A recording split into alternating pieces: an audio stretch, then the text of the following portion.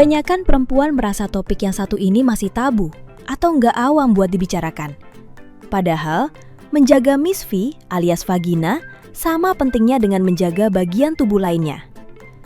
Tubuhmu bisa membersihkannya sendiri, tapi sedikit perhatian ekstra nggak ada salahnya kan? Sobat UI udah siap? Yuk kita mulai sekarang!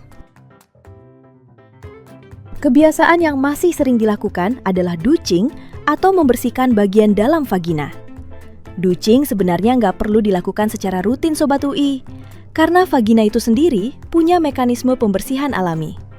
Yang bisa terjadi kalau kamu tetap melakukan ini antara lain, bakterial vaginosis, kandidiasis, dan infeksi menular seksual. Nggak cuma itu, tapi juga bisa menyebabkan gatal, nyeri saat berhubungan, dan keputihan abnormal. Jadi, baiknya dihindari buat kebaikan kamu juga ya. Sabun apa yang biasa kamu pakai untuk membersihkan celana dalam? Apakah sabun biasa? Produk berpewangi atau antiseptik keras? Produk-produk tersebut sebenarnya mengganggu keseimbangan pH dan mikrobiota vagina kamu. Mulai sekarang, kamu bisa pakai pembersih khusus area intim yang punya bahan ringan ya. Misalnya yang berbasis asam laktat supaya bisa menjaga kelembapan dan mencegah terjadinya iritasi. Seberapa sering sih harusnya kita membersihkan area genital yang kita punya? Ternyata, 1 kali sehari aja udah cukup Sobat UI. Kamu gak perlu sering mencuci atau menggosok secara berlebihan, karena bisa merusak pelindung kulit dan menyebabkan iritasi. Mandi pakai shower pun lebih direkomendasikan loh dibanding berendam dalam waktu lama. Terdengar remeh dan kadang lupa diperhatikan. Memilih pakaian dalam yang tepat juga jadi salah satu cara buat merawat kesehatan vagina. Sobat UI bisa pilih celana dalam berbahan katun karena bisa menyerap keringat dan menjaga aliran udara di area intim kamu. Sedangkan, celana dalam berbahan sintetis seperti nylon atau kebiasaan memakai pakaian ketat seperti jeans terlalu sering bisa meningkatkan kelembapan di area tersebut, yang bisa memicu infeksi seperti bakterial vaginosis dan juga meningkatkan risiko nyeri vulva. Sobat UI suka pakai panty liner? Udah tahu belum kalau panty liner yang kamu pakai tidak dirancang punya sirkulasi udara atau breathable?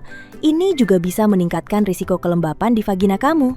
Dan pastinya bisa bikin gatal dan juga iritasi. Kalau mau pakai panty liner, pilihlah yang breathable dan ganti secara rutin ya. Hindari pemakaian terus-menerus kalau nggak diperlukan. Kebanyakan orang memilih metode cukur untuk merawat area intim mereka. Tapi, metode ini sebenarnya sering menimbulkan persoalan. Misalnya rambut yang tumbuh ke dalam, gatal, luka, sampai inflamasi. Jadi, perlu banget nih pakai teknik yang aman. Misalnya alat yang bersih, arah cukurnya benar, dan tidak mencukur terlalu sering. Atau Sobat UI juga bisa mempertimbangkan metode yang lain. Kesimpulannya, grooming baiknya dilakukan dengan tidak berlebihan dan dengan pertimbangan matang soal risiko iritasi yang bisa muncul. Itu dia tadi 6 hal yang bisa Sobat UI mulai praktekin dari sekarang soal merawat area intim kamu.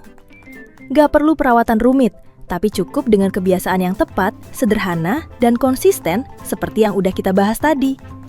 Dan juga dengan menghindari hal-hal yang berisiko, pemilihan produk yang baik, ditambah gaya hidup sehat, keseimbangan alami vagina bisa tetap terjaga. Jadi, Sobat UI bisa terhindar dari iritasi ataupun infeksi. Kalau muncul keluhan gatal, nyeri, atau keputihan yang tidak normal, jangan ragu-ragu buat segera konsultasi ke tenaga medis ya. Semoga sehat selalu Sobat UI.